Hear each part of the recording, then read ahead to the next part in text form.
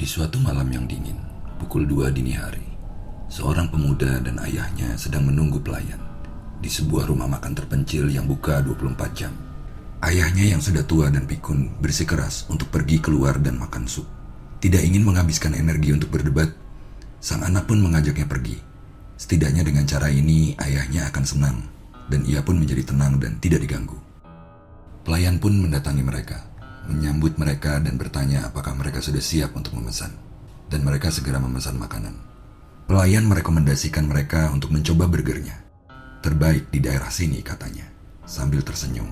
Senyum yang membuat bulu kuduk mereka berdiri. Mereka menolak dan memesan apa yang mereka mau. Orang tua itu memesan sup tomat dan anaknya memesan segelas kopi. Setelah pelayan pergi, anaknya pun bertanya kepada ayahnya, apakah ia mengenali si pelayan? Ayahnya pun menjawab, kalau ia tidak mengenalnya. Tapi kenapa? Tanya ayahnya. Anaknya pun memberitahu kalau si pelayan terlihat mirip dengan orang yang ia lihat di berita. Orang yang dicari-cari untuk kasus pembunuhan. Tapi ia bisa saja salah. Hal ini membuat ayahnya menjadi tidak nyaman dan meminta anaknya untuk diam serta mengganti topik pembicaraan. Sang anak pun beranjak dan memberitahu ayahnya kalau ia akan ke toilet dan akan kembali dalam beberapa menit. Sang ayah pun menunggu dan menunggu. Hampir 15 menit berlalu dan anaknya belum juga kembali. Ia juga tidak melihat pelayannya. Kemana anakku pergi? Dan kapan supnya datang?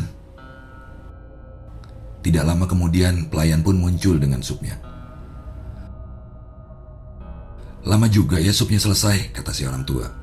Maafkan saya pak, kata pelayan. Kita ada sedikit problem di dapur. Kemana anakku? Tanya orang tua itu kepada pelayan. Oh, gak jauh kok. Saya yakin nanti Anda pasti akan bertemu. Sambil meletakkan mangkuk supnya ke meja dan tersenyum dengan senyum yang menakutkan.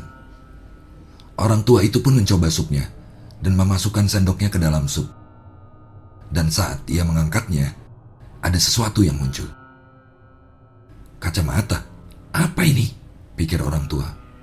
Ia pun kaget, bulu kuduknya berdiri saat ia menyadari kalau kacamata itu adalah milik anaknya. Orang tua itu pun melihat pelayan dan sangat murka saat ia melihat si pelayan tersenyum meringis.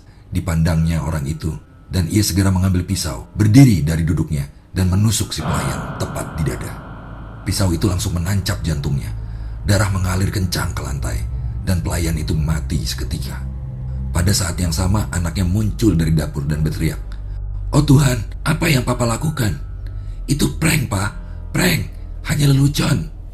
Orang tua itu tidak percaya dengan apa yang ia dengar. Prank? Tapi... Oh Tuhan, panik dan berpikir dalam hati, aku telah membunuhnya. Ayah dan anak tersebut harus bertindak cepat. Mereka menggotong tubuhnya dan memutuskan menyembunyikannya di dalam ruang freezer untuk mengulur waktu.